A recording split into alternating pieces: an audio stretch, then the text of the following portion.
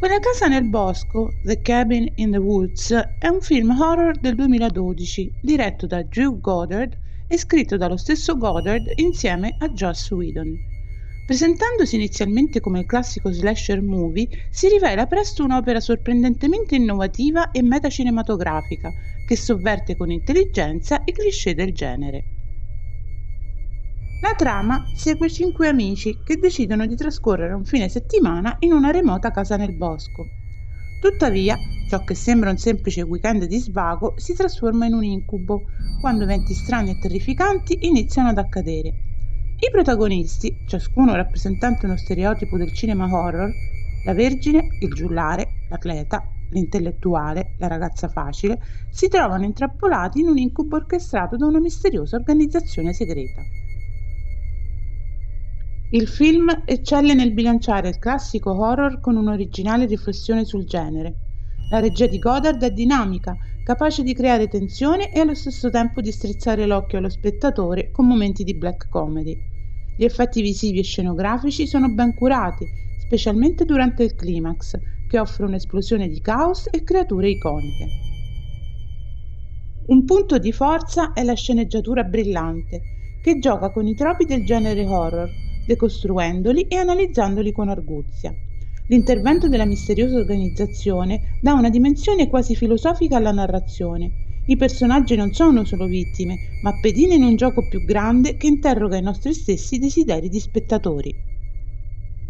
Il cast, che include Christine Connolly, Chris Hemsworth, Jesse Williams, Richard Jenkins e Frank Kranz, offre interpretazioni solide, con una menzione speciale per Frank Kranz, il cui personaggio, Marty, porta un'inaspettata profondità al giullare del gruppo.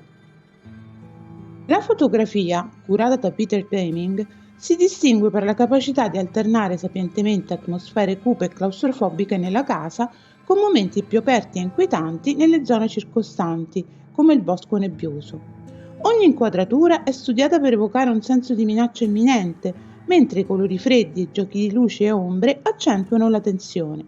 L'ambientazione della casa nel bosco è volutamente archetipica, con stanze polverose e un seminterrato pieno di oggetti macabri, simboli di un orrore già visto ma reinterpretato in chiave ironica e inquietante. La colonna sonora, composta da David Julien, amplifica l'atmosfera surreale e spaventosa del film. I brani alternano momenti di suspense con crescendo drammatici, creando un sottofondo sonoro che si intreccia perfettamente con le scene più intense.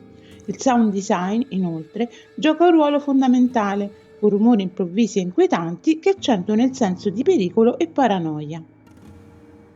Quella casa nel bosco non è solo un film horror, ma una celebrazione e una critica del genere stesso. Goddard e Whedon ci regalano un'opera che intrattiene, spaventa e fa riflettere, dimostrando che anche un film apparentemente di serie B può essere un'operazione di alto livello creativo. Consigliato a chi ama l'horror, ma è disposto a lasciarsi sorprendere da una narrazione fuori dagli schemi. Voto 8,5 su 10.